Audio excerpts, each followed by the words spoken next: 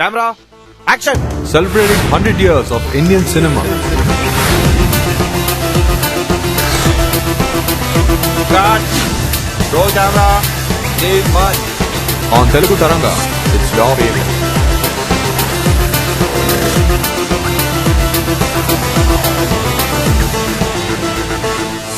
Back up. సినీ మాంత్రికుడు. నేను ఆయన సినీ మాంత్రికుడు అని ఎందుకు అంటున్నానంటే ఆయన అంటే నాకు చచ్చే ఇష్టం అండి. ఆయన సినిమాలంటే నిజంగా నిజంగా నిజంగా సో చెవి కోసుకుంటాను. ఎంతంటే ఈ ప్రతి ఒక్క సీన్లోనూ ఏదో విశిష్టత ఉంటుంది. అంత గొప్పగా తీస్తారు ఆయన సినిమాలు. సినీ మాంత్రికుడు కేవీ రెడ్డి గారు చేసిన మరో అద్భుత సృష్టి జగదేక వీరుని కథ.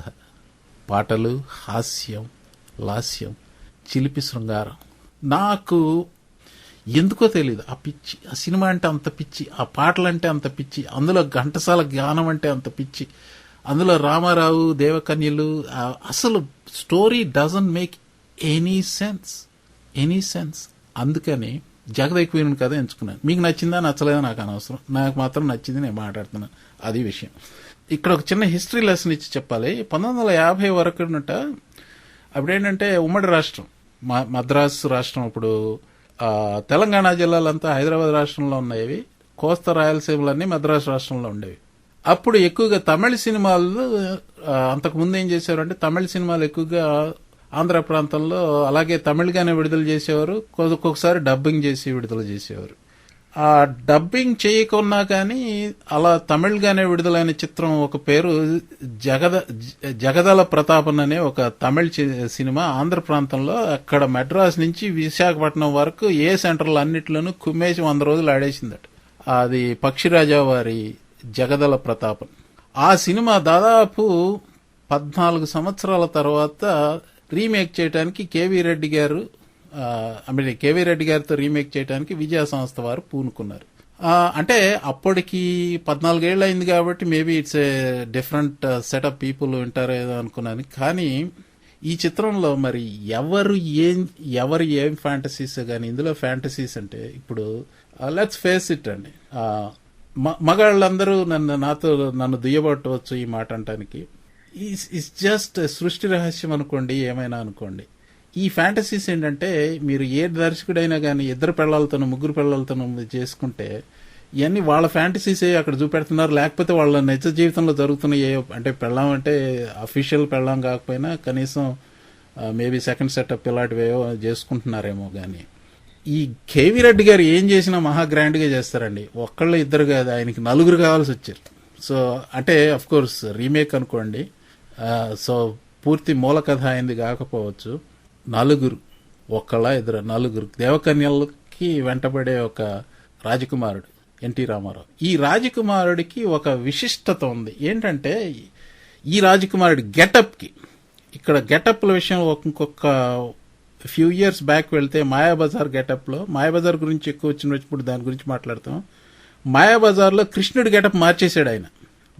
గోఖలే గారు, కేవీ రెడ్డి గారు కలిపి కృష్ణుడి గెటప్ మార్చేశారు. అంతకుముందు కృష్ణుడు అంటే రాఘవయ్య గారు, వేదాంత రాఘవయ్య గారు, ఆయనే కృష్ణుడు.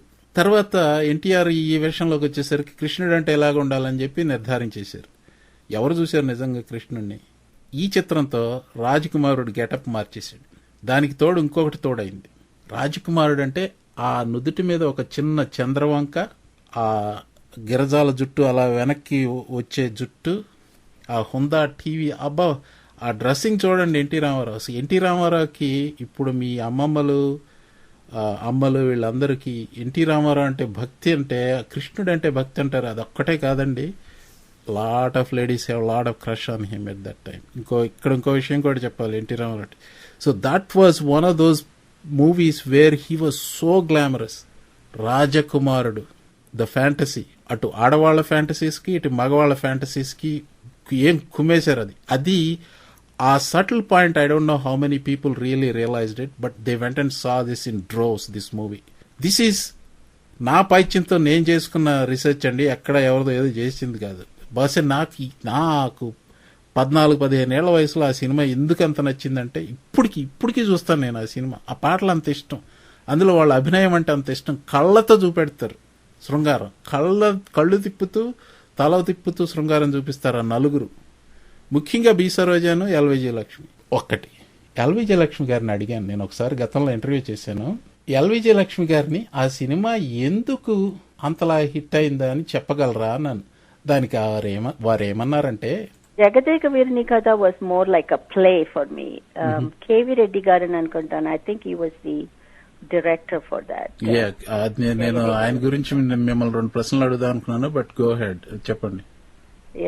But I remember when I was in that movie, there is అక్కడ ఒక సీన్ ఉంది, పాట కూడా ఉంది. I can't remember exactly. చెప్పండి, నేను చెప్తాను పాట.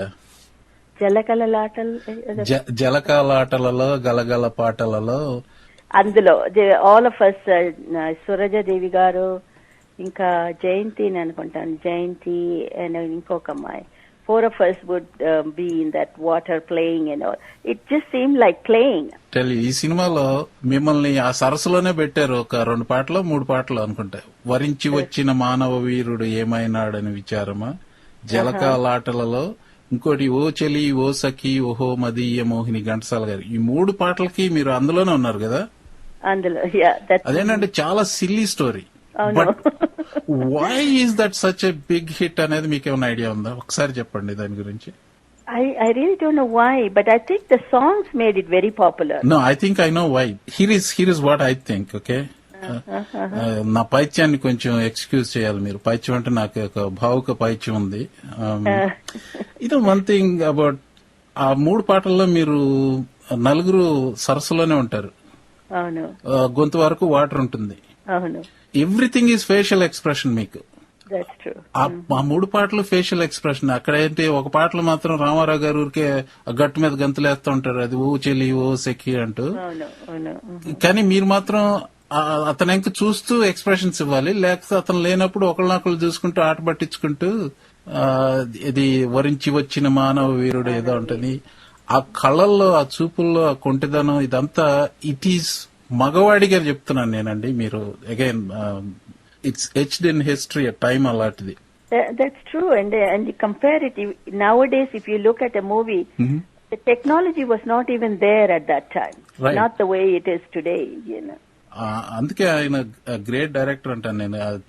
తెలుగులో ఆయన మించిన డైరెక్టర్ పుట్టరు అని నేను అనుకుంటాను. I don't know. I agree. He was, and also he for those days this was kind of like an innovative stuff for him, you know. And he was truly an innovator, I think. Truly an innovator. KV Reddy గారి గురించి ఆయన దర్శకత్వంలో తొలి తెలుగు సినిమాలో నటించిన ఎల్విజే లక్ష్మి గారు చెప్పింది. అది జగదేక వీరుని కథ చిత్రంలో ఇంకా 2-3 విషయాలు ఉన్నాయి చెప్పేదానికి. Let me get to one of those sound bites అండి. ఇది ఎంత గిలిగింతలు పెట్టే అది హాస్యం ఒకటి ఉంటుంది. ఏంటంటే అగైన్ పింగళి గారు. నాకు కొంతమంది ఉన్నారు ఆ రైటింగ్ లో పింగళి గారిని మించిన వాళ్ళు పుట్టరేమో.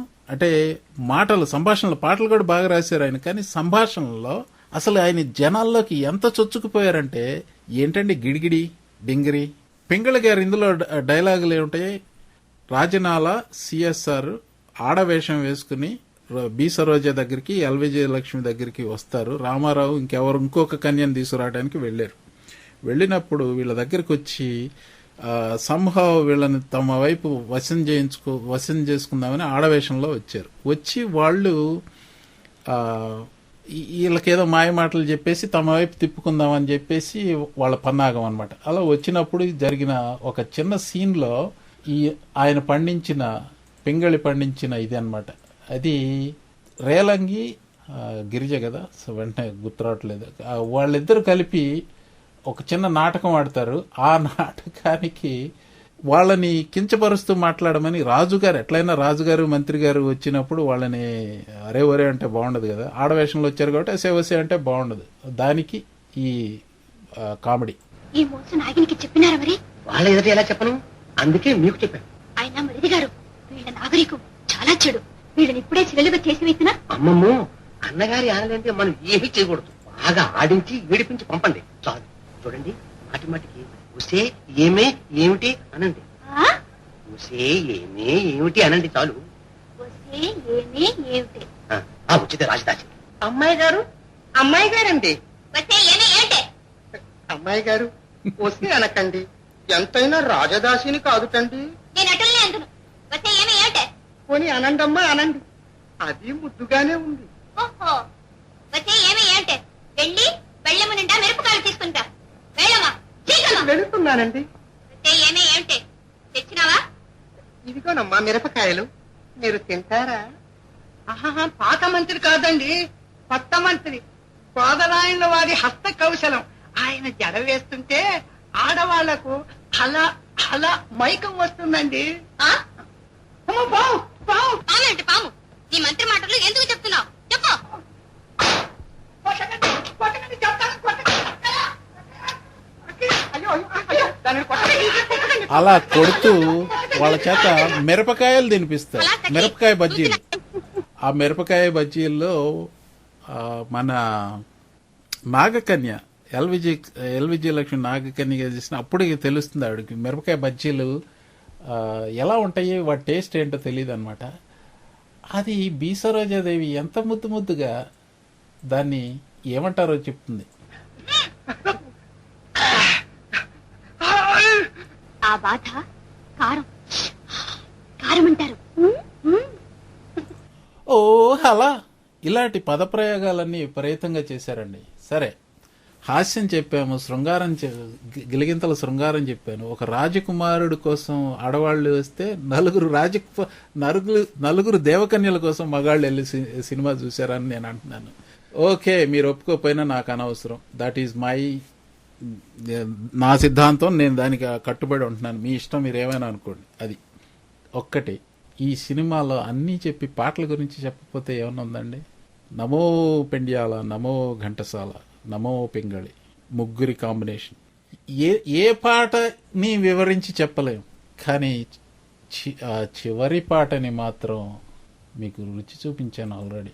Shivashankari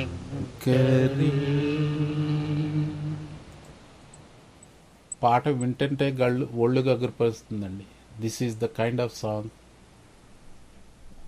we have these are the kind of songs we have in the జగదేక వీరుని కథ. ఇక ఈ పరంపరలో వచ్చిన మరొక ఇన్ఫ్లుయెన్షియల్ సినిమా అండి బందిపోటు. ఇప్పటివరకు ఈ జగదేక వీరుని కథ రాజకుమారుడికి నిజమైన నిర్వచనం ఇచ్చి చందమామ బొమ్మల్లో రాజకుమారులందరినీ ఎగ్జాక్ట్ గా జగదేక వీరుడి కథలో ఎన్టీ రామారావు గారికి ఏ గెటప్ ఇచ్చారో అదే గెటప్ చేశారు. ఇక్కడ ఆ చందమామ మ్యాగజైన్ కూడా విజయవారిదే అవటం వల్ల కొంత ఇదై ఉండొచ్చు. ఆ రాజకుమారుడికి ఆ రూపం ఇచ్చింది గోఖలే. ఆ రూపాన్ని తీసుకెళ్లి చందమామలో రాజకుమారుడిగా మలచింది చందమామ ఆర్టిస్టులు. మనకి రాజకుమారుడు అంటే ఇలాగే ఉండేలాగా మార్పించేసింది జగదేక వీరుని కదా. అందుకని కానీ అదే గెటప్తో తర్వాత మరొక శకం వచ్చింది జానపద చిత్రాలు. అది విఠలాచార్య శకం.